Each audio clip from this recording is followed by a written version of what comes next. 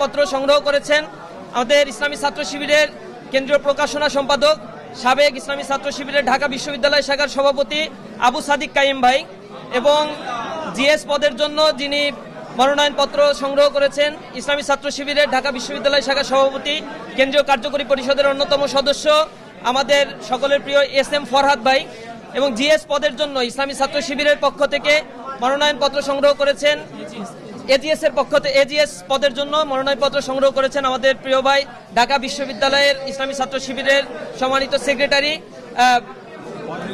মহিউদ্দিন ভাই।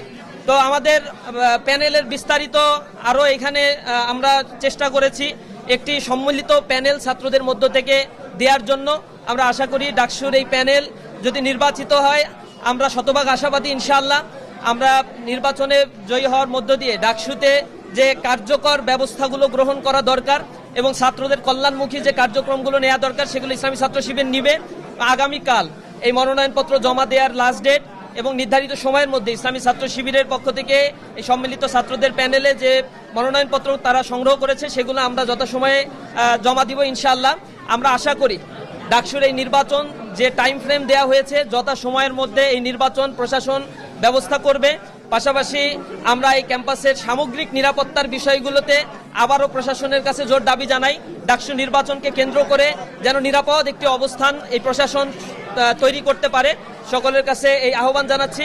এ পর্যায়ে ডাকসু